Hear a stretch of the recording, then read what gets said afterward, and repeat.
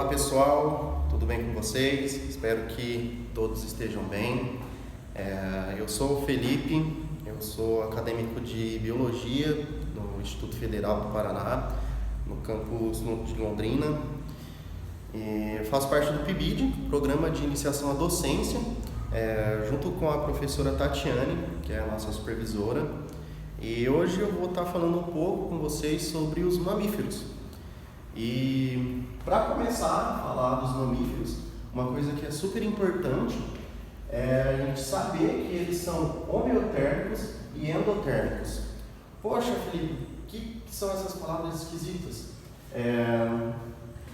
Diferente dos répteis, que são ectotérmicos, os endotérmicos eles possuem a capacidade de gerar o próprio calor e manter a temperatura ideal do corpo, que no nosso caso, que somos mamíferos também, é 36 graus Celsius.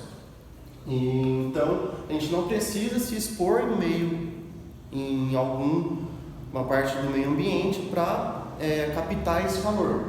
Então, é isso que os endotérmicos fazem. A gente é capaz de produzir o calor e guardar esse calor.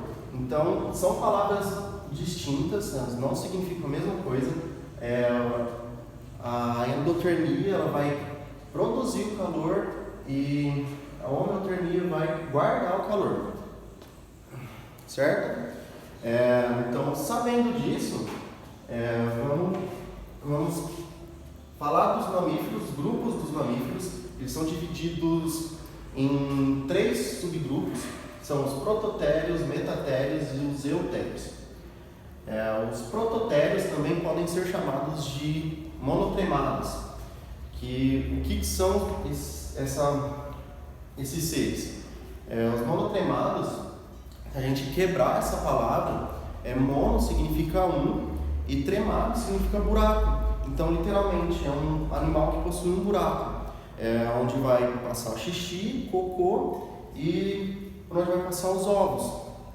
Exatamente. Os prototérios, eles botam ovos, porque eles são seres que não têm a parte interna bem desenvolvida, então eles não possuem um útero, uma placenta, então eles têm a necessidade de botar ovos, então a gente chama eles de ovíparos. E como exemplo disso, a gente tem o ornitorrinco. Os metatérios, eles também podem ser chamados de marsupiais. E a grande característica desse subgrupo é que eles possuem marsúpio, que é como se fosse uma bolsa. Então, vou pegar o canguru, que é o exemplo mais famoso desse grupo. Diferente do ornitorrinco, ele não bota ovo. Então, o filhote vai se desenvolver um curto período de tempo dentro do útero e logo em seguida a mãe vai pôr o filhote para fora e ele vai rastejar pelo pelo e entrar dentro dessa bolsa, desse marsúpio, onde ele vai terminar de se desenvolver completamente. Ele vai se nutrir com leite materno e vai acabar o teu desenvolvimento ali. E fora os cangurus, a gente tem os koalas também como membros desse grupo. E depois temos os eutérios, que é o grupo onde você está inserido, onde eu estou inserido também. E nós chamamos esses animais de animais placentários, que possuem placenta. A placenta, ela é um anexo embrionário, só que a gente não chama de anexo embrionário verdadeiro, porque a placenta vem de uma parte materna e uma parte fetal, parte do filhote. Essa placenta ela é importante para fazer as trocas, uma comunicação entre o filhote e a mãe. Então ali acontecem trocas gasosas, a mãe manda oxigênio e o filhote manda gás carbônico. E também a mãe manda nutrientes, anticorpos e o filhote manda as excretas também. Então é super importante para o desenvolvimento do filhote a placenta. E como exemplo, a gente tem os elefantes, as girafas e os ratos. Agora que conhecemos os grupos, quais animais que fazem grupos, as diferenças desses grupos, vamos falar um pouquinho das características que tornam esses animais tão diferentes e separam eles dos outros grupos dos animais. E a característica mais importante e talvez a mais cobrada dos mamíferos é a presença das glândulas mamárias, que é a glândula que vai produzir o leite e vai desenvolver as mamas. E essas glândulas estão presentes tanto nos machos quanto nas fêmeas. Porém, a funcionalidade dela vai ser nas fêmeas. Temos também as glândulas sudoríparas, as glândulas sebáceas e os pelos. Vocês me perguntam, mas poxa, Felipe, só os mamíferos que têm as glândulas sudoríparas e as glândulas sebáceas? Sim, só os mamíferos. Essas características são exclusivas e pertencentes apenas aos mamíferos.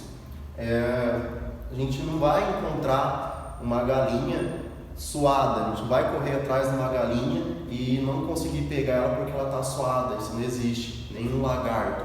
Então, essas são características exclusivas dos mamíferos. Essas 4 são as mais importantes, mas a gente tem mais 3 que é legal saber também, que é a presença das vértebras cervicais. A maioria dos animais possuem 7 vértebras cervicais, e com exceção do bicho preguiça e do peixe-boi. O bicho preguiça possui 8 vértebras e o peixe-boi, se não me engano, é 6 vértebras. A característica é a diferenciação dos dentes. As aves perderam os dentes, mas depois voltaram para nós, e eles voltaram com diferenciações, diferente nos répteis, no crocodilo, que são dentes iguais. Nos mamíferos tem diferenças, por exemplo, os caninos, molares, pré-molares, incisivos. Então essa também é uma característica dos mamíferos. E as hemácias anucleadas. Mas os outros animais não possuem hemácias. Sim, eles possuem, mas as hemácias dos outros animais são nucleadas. Características importantes para vocês saberem dos mamíferos. Foram as características exclusivas que separam os mamíferos dos outros grupos, dos outros animais. E com isso a gente acaba aqui. Isso que eu tinha para trazer para vocês sobre mamífero. E é isso. Fiquem bem, se cuidem, passem álcool em gel, tomem água. Até mais. O ornitorrinco, ele é um animal um tanto que peculiar entre os mamíferos e é um tanto que polêmico também, mas existem características que deixam ele ali no grupo dos mamíferos. Mas, por que ele é tão diferente assim? O que ele tem que ele é tão diferente? Assim, eu falo que o ornitorrinco é um bicho todo errado, todo esquisito.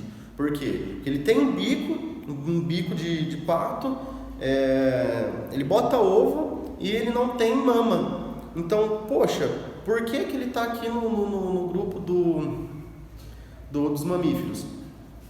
Justamente porque ele tem as glândulas mamárias, que é a característica mais importante dos mamíferos. Mas ele não tem mama. Eles possuem as glândulas mamárias, porém elas não se desenvolveram ao ponto de formar as mamas. Então, as glândulas mamárias ficam